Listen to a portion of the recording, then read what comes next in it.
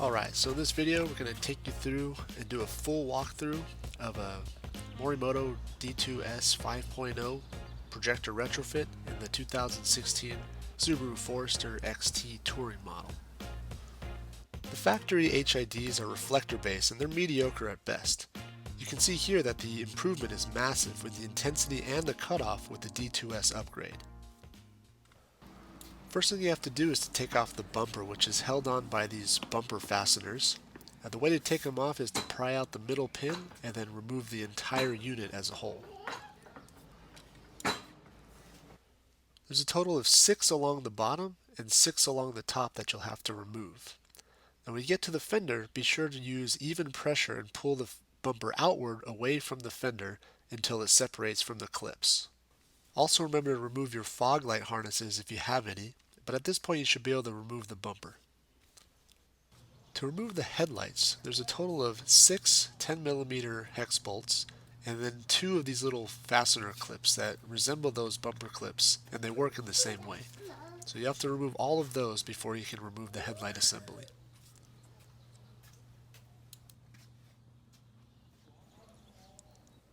You'll also want to disconnect your main headlight harness, which is found on the back of the headlight. And you also want to remove the high beam bulb as well. At this point you should be able to fully remove your headlight from the vehicle.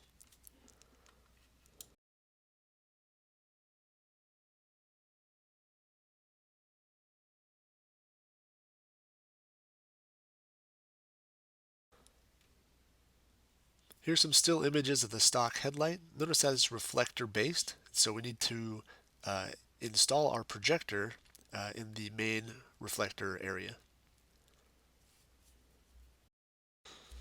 We're going to work on separating the lens from the housing, which is held on by several screws you'll see around the perimeter of the back of the headlight assembly. You want to remove all of those first and put them in a safe location.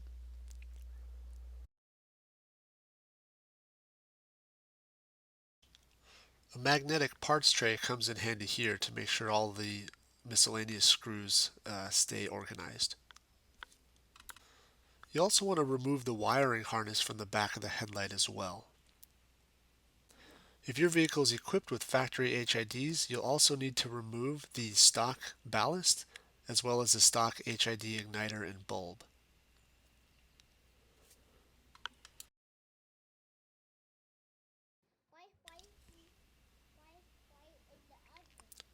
I also found it useful to just label the wiring harnesses so I didn't get mixed up later. At this point your headlight is ready to go into the oven for baking. I used 250 degrees Fahrenheit for a time of 8 minutes. You want to make sure that the headlight is not coming in contact with any of the metal surfaces or the walls of the oven. And be sure to set a timer as well. 8 minutes. It's going to be hot when it comes out, so be sure to use an oven mitt and some protective gloves.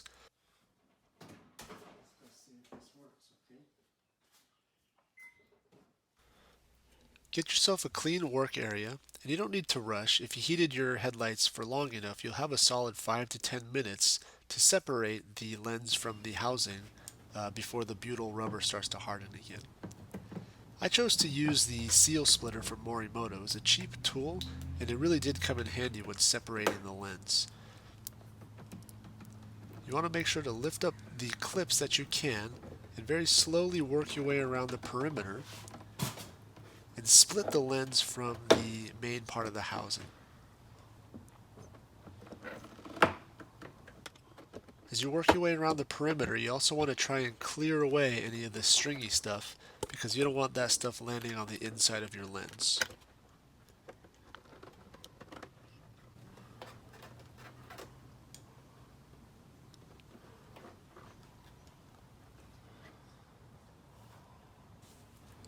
Just go slowly and methodically, work your way around the perimeter, and before you know it, you'll have separated your lens from your headlight housing.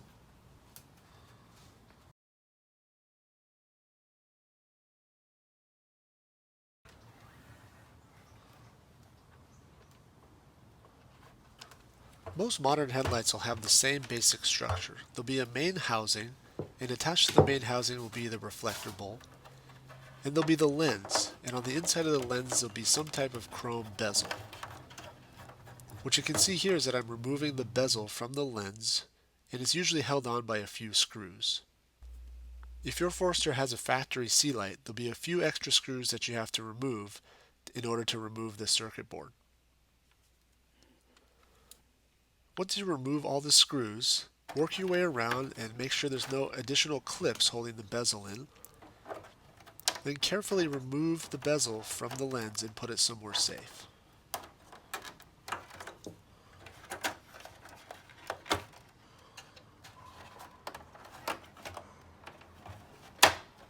In some cases, the butyl rubber which seals the headlight together will actually prevent the bezel from coming out. So you want to carefully separate that as well. Once the lens is completely separated, put it somewhere safe, and my advice is to put it face down so dust can't settle on the inside of the lens. You won't need it until you seal up your headlights again at the end of the retrofit. This shot is specific to Forester owners with a factory sealant. You'll have to remove the circuit board as well as the fiber optic plastic tube that disperses the light throughout the sealant.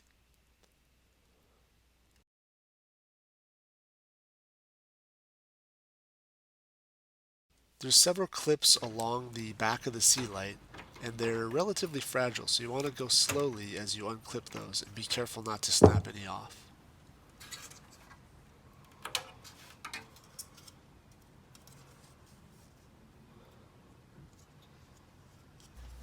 The main reason you have to remove the sealant in the first place is because eventually you'll have to grind down the bezel a bit in order to fit the shroud on the projector. The next step is to remove the reflector bowls from the main housing. For this headlight I chose to remove the reflector bowl for the turn signal just to get it out of the way.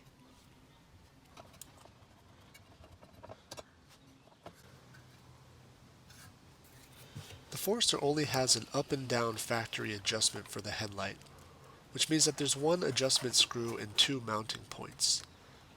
The two mounting points are held on by clips and are accessible from the front side. You can use a small flathead screwdriver to compress the clips as you apply outward pressure on the reflector bowl to pull it out. Before you do that, however, you want to loosen the adjustment screw as much as possible, and if it comes all the way out, that's fine too.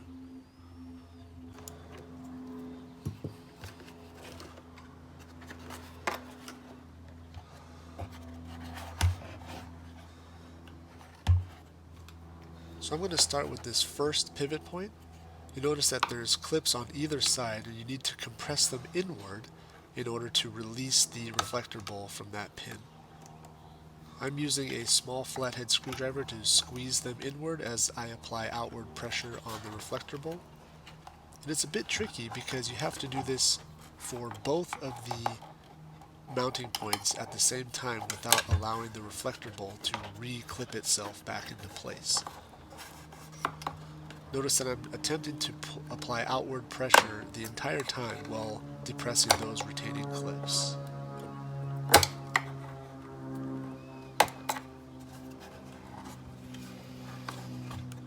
Once you get the retaining clips off, make sure that the adjustment screw is all the way unthreaded. And in this case, I also needed to remove the weather seal from the high beam portion of the reflector because that was the last thing holding it in place. I chose to remove the headlight retaining clip as well, but this step was unnecessary. I could have pulled the entire rubber surround out and the reflector would have come out.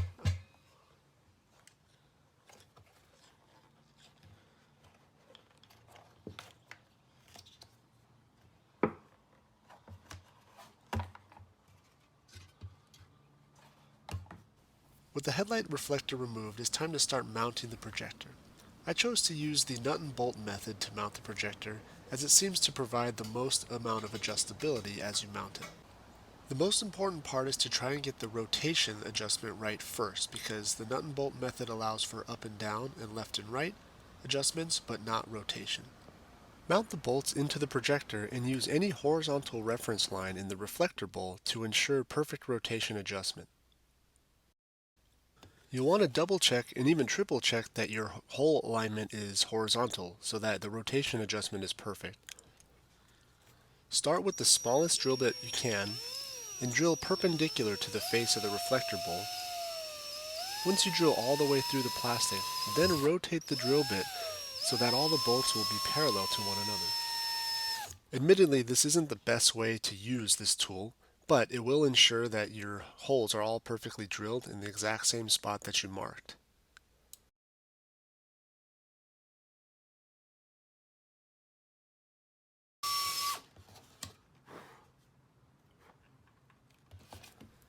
Once you drill all your pilot holes with the smallest drill bit, then use incrementally larger bits to bore out the holes so that they match the size of your bolts.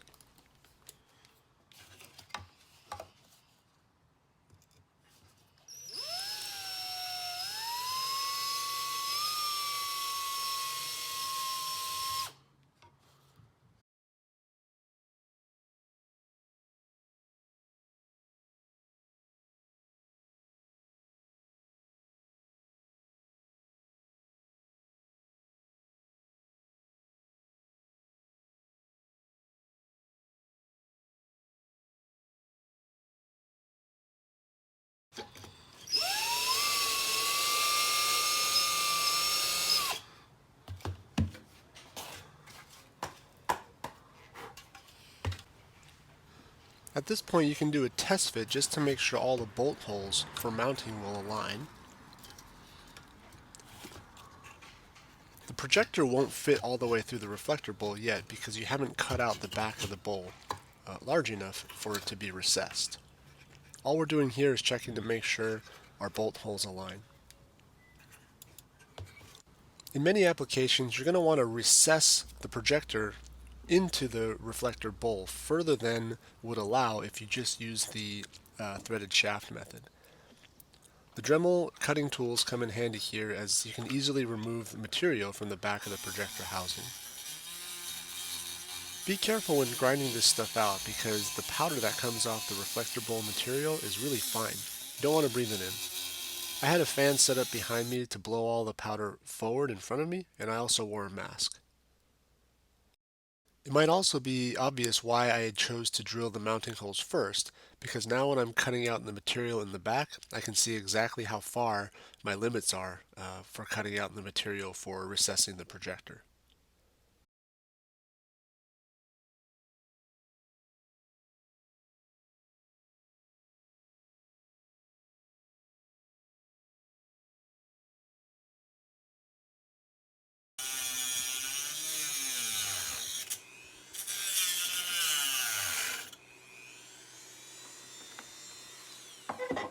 With the right amount of material removed, you can now test fit the projector to see if it'll recess as far as you need it to go.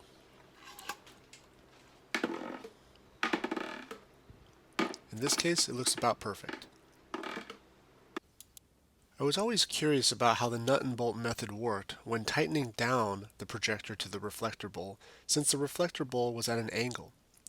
I chose to use these plastic bushings and cut them at an angle so that the nuts to mount would have something flat to tighten up against.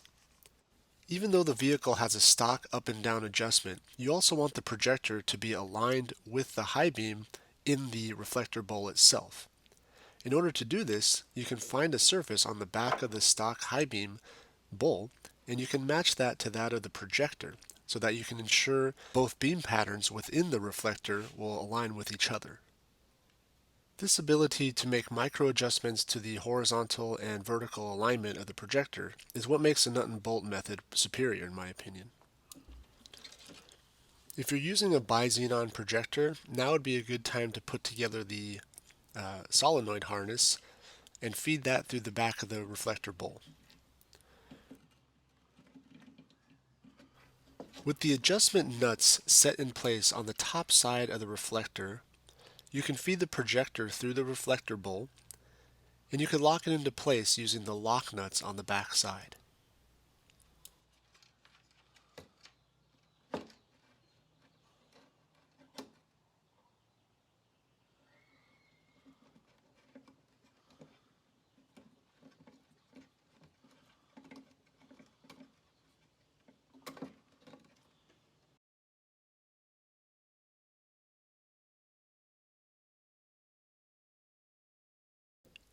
With the projector now mounted to the reflector bulb, you'll have to place the entire reflector assembly back into the main housing so that you can do a test aim on the vehicle.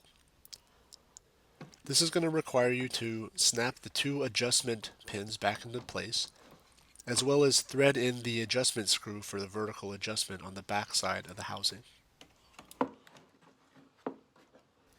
Keep in mind that you'll probably have to go through this process 2 or 3 times to fully dial in the adjustments on the vertical and horizontal aiming.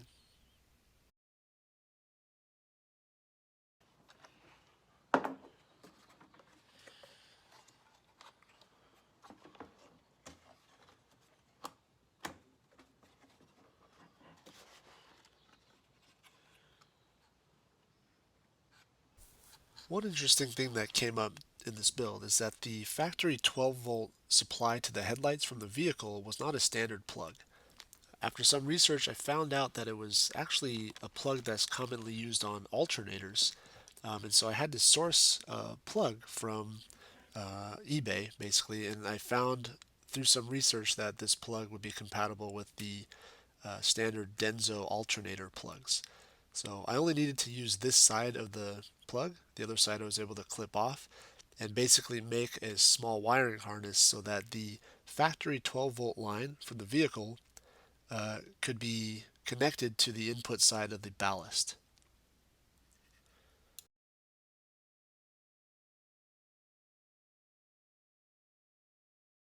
So pretty much the rest of this segment is going to show you how I built this harness. I was able to, through some multimeter testing, validate the positive and negative uh, terminals of the alternator plug. And then basically I just had to connect it to the 9006 style input to the factory, I'm sorry, to the ballast, the Morimoto ballast. And this brings up an interesting point, which is I did not use the HD harness from Morimoto for this install. And through some research, I found that because this vehicle has factory HIDs, that the stock 12-volt line that fed the stock headlights should be enough. It should supply enough current to fire the ballasts. There was a little bit of a concern because the stock system was a D4R style, but I was able to verify that the system would fire the D2S ballasts and bulbs without using the HD harness.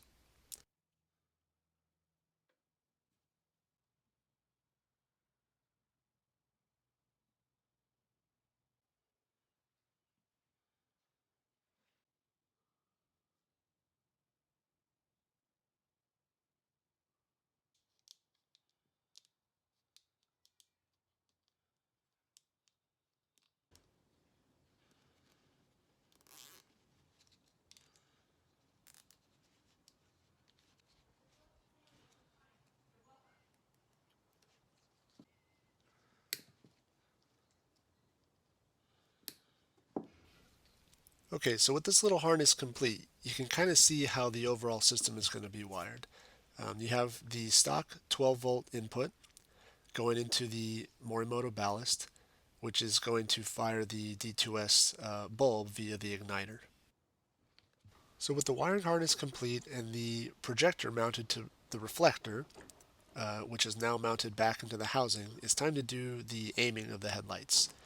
So this process again you'll have to do a couple of times because it's hard to adjust the projector using the adjustment nuts while the headlight is mounted to the vehicle.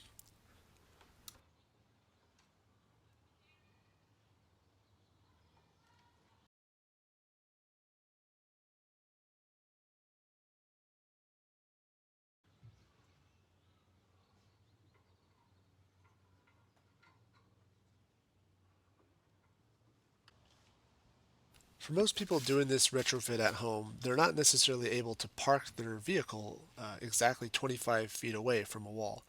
So what I had to do is basically make a makeshift wall so that I can do the aiming process.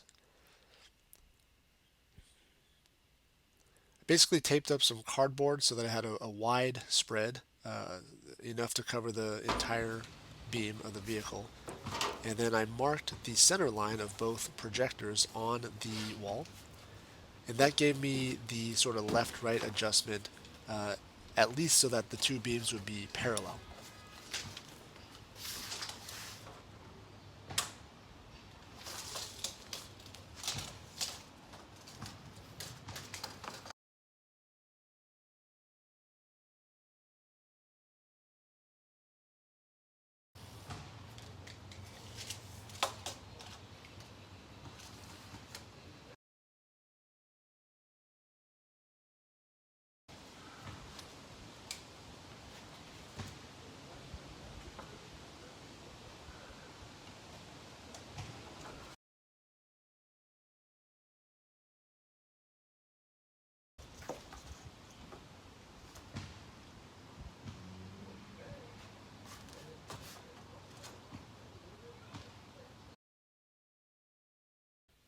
But in addition to the beams being parallel, I wanted them also to be straight, of course. And so in order to do that, I needed to find the center line of the vehicle.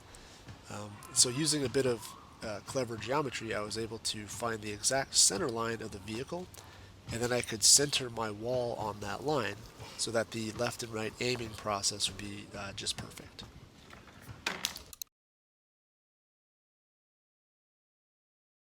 So what I did here is I took a string and found a bolt on a little bit offset from the center of the vehicle, and I drew a little bit of an arc on the ground.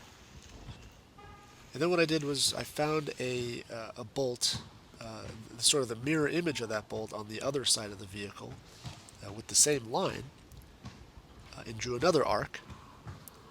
And the intersection point of that arc should theoretically be the exact center point of the vehicle.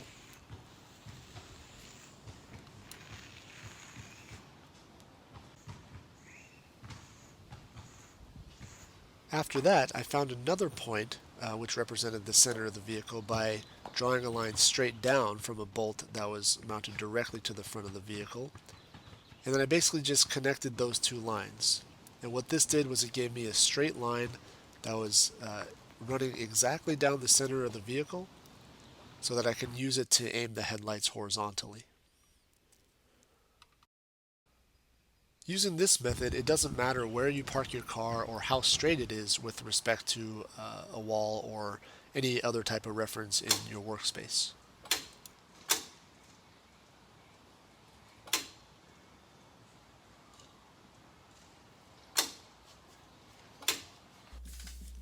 Here are some shots of the headlights fully aimed and ready to be finalized.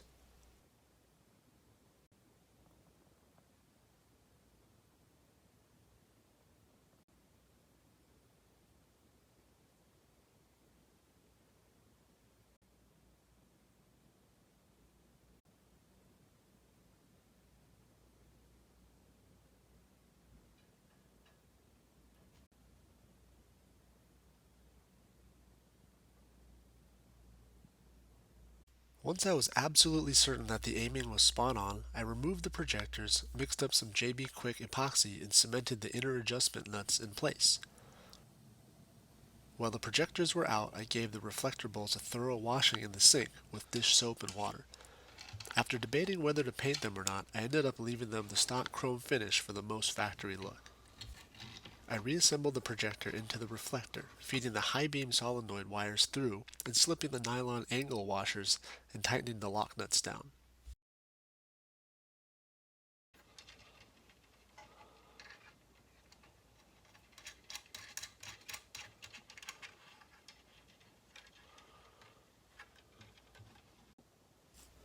This is the only shot I have, but I also JB welded the lock nuts after I tightened them as well. Since I couldn't use the stock end caps to seal the backs of the headlights anymore, I sourced some rubber sealing caps from eBay that were the right diameter. I made small cuts in the rubber caps to allow the igniter wire and the high beam solenoid wires to protrude.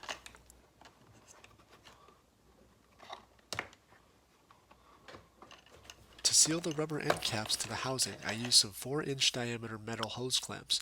Also shown here is the silicone sealant I used to weather seal the wire protrusions from the cap. This part always scares me a little.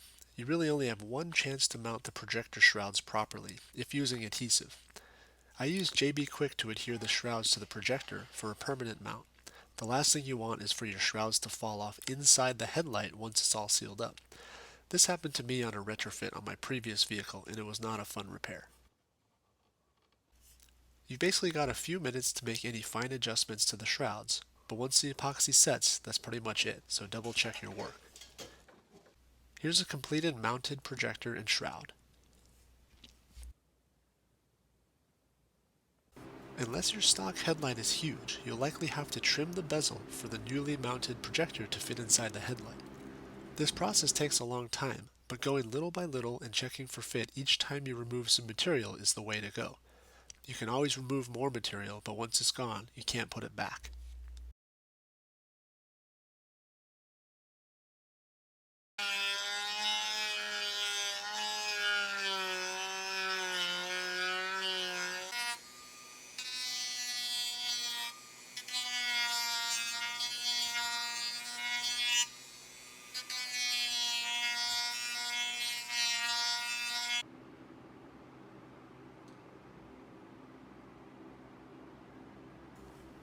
Here are some shots of the test fit once the bezels were trimmed just right.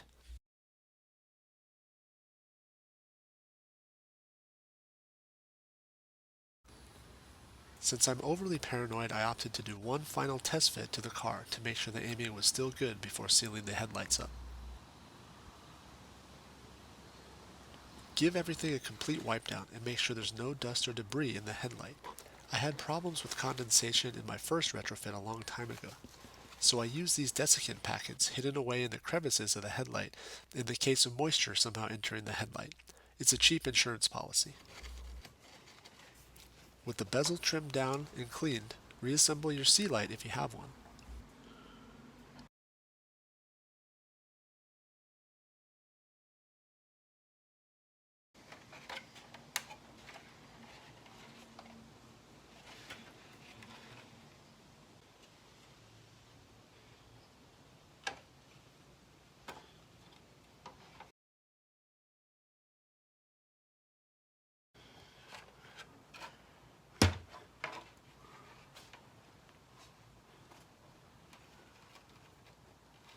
Give everything a wipe down to make sure there aren't any fingerprints or dirt.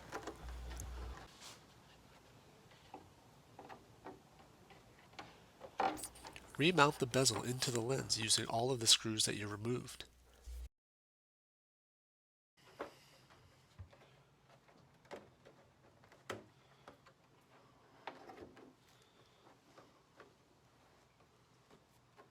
Here's a pro tip.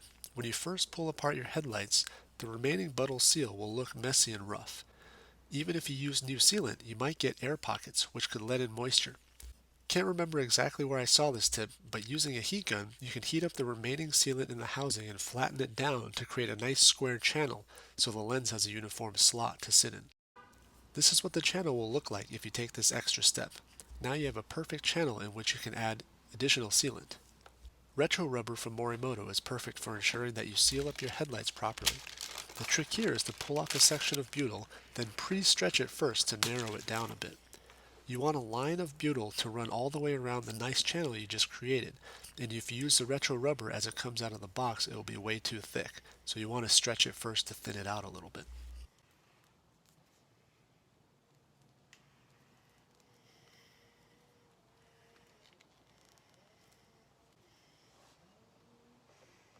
Do this process and create a nice thin uniform bead of new retrorubber all the way around the housing.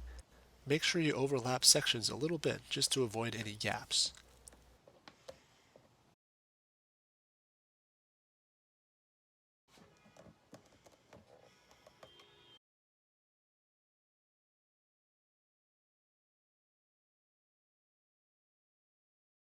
Once you have a new bead of sealant in place, set the lens bezel assembly into the housing.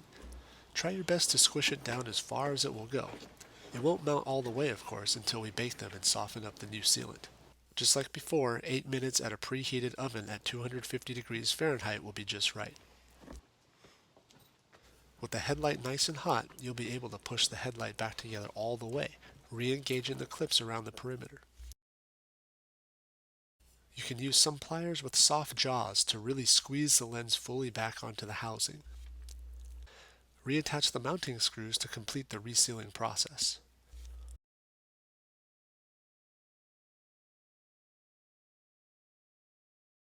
Reattach the wiring harness on the back of the headlights. Then mount the headlights back on the vehicle using the 10mm bolts and the fastener clips you removed earlier.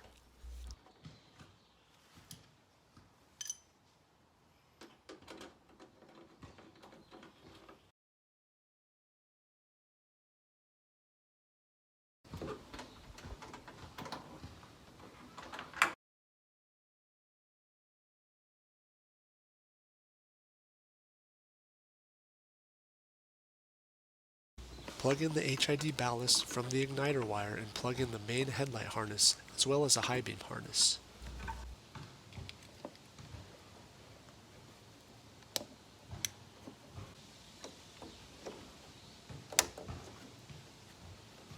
Find a good place to mount your ballast. Make sure to follow the instructions as there are some mounting orientations that aren't recommended due to the possibility of water damage. Here are the backs of the headlight caps to show how little clearance there is in this vehicle.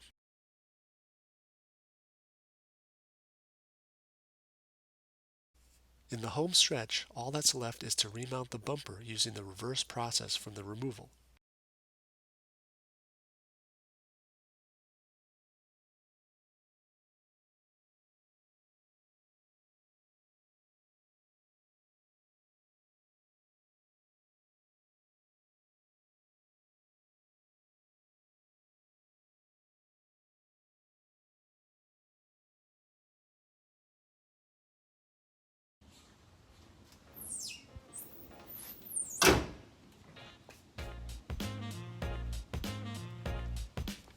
I've learned a lot from my first couple of retrofits, and this one is by far the most successful. It's definitely the biggest mod that I do on my vehicles, but it's always my favorite. Getting over the fear of ripping your headlights apart is easier each time you do it, and the final product is always worth it in my opinion. I hope this video helps anyone looking to do this mod on their own vehicle. I'll see you in the next one.